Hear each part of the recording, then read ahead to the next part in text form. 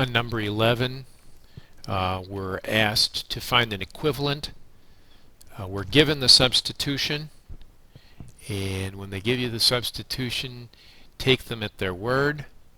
So if u is 2x plus 1, du of course would be 2 dx. We have no need of a 2 dx, so let's multiply both sides by a half to get dx by itself. So we're going to take this now and restate it in terms of u. We're going to take the dx piece out, and we're going to put a 1/2 way up front. 1/2 du is the same as our dx, and then we're going to have the square root of u, not the square root of 2x plus 1. We've written the problem now in u. We have to recast the limits. Our translator, if you will, for x to u is the opening statement. So if you put 0 in for x, you get 1 out as your new lower limit. If you put 2 in, the previous upper limit, right, you put 2 in here and you get 5 for your new upper limit. And that points you in the direction of letter C. Letter C is equivalent to this integral statement. Number 12. Number 12 is, I think, a reading problem. It says the rate of change of the volume of water in a tank with respect to time. The rate of change, volume with respect to time. In calculus speak, it seems to me that we say dv dt, the change in volume over the change in time. It says it's directly proportional to the square root of volume. So it says it is directly proportional. So that's what that equal sign means, right? It is directly proportional to the square root of volume.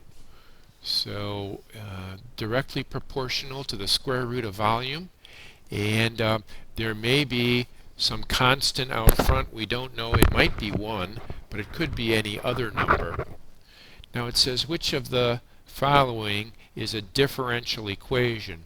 Remember, a differential equation is simply a derivative equation. So we have it right now. So it seems to me that E is our choice here for number 12. Number 13 asks the question, we've got a graph, and it says at which value is it continuous but not differentiable? Well, clearly it has a hole at B, so it's not differentiable at B, or it's not continuous at B, excuse me.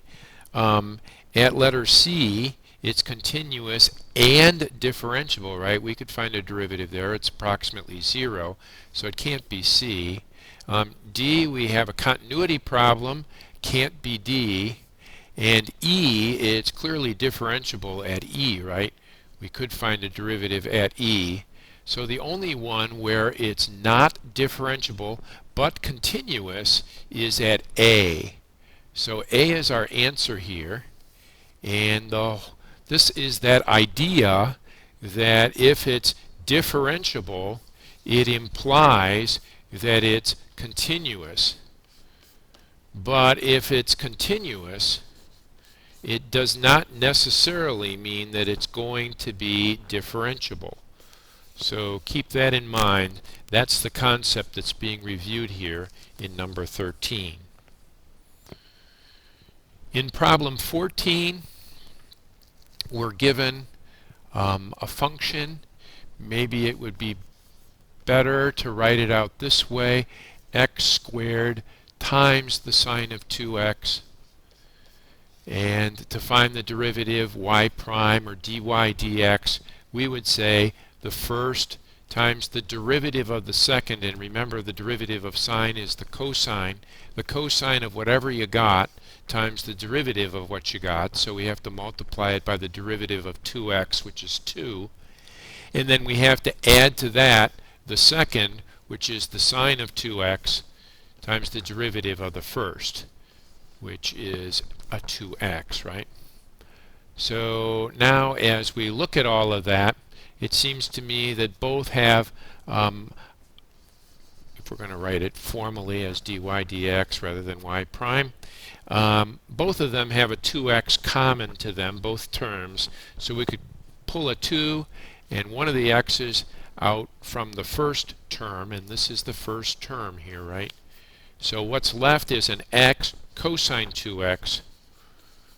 And from the second one, if we pull the 2x forward, and this is the second term, if we pull a 2x out, what's left is just a sine 2x.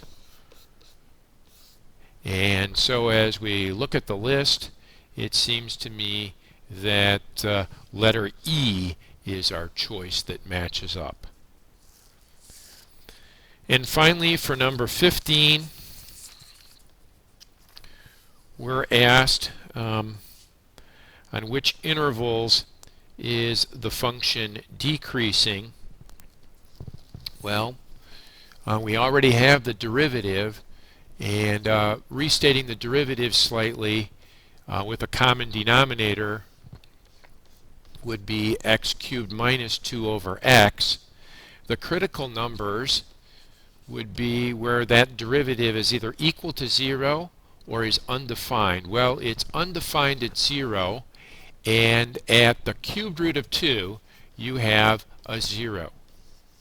So it seems to me that you have to consider 0, you have to consider the cubed root of 2, and what's happening now in these three intervals. For instance, when all the x's are negative, back this way, right? This is where the x's are less than 0. So if you put a negative number in, don't you get a negative from the numerator and a negative from the denominator, and a negative over a negative over a negative results in positive answers, right? And in this interval, the function must be increasing because the derivative is greater than 0.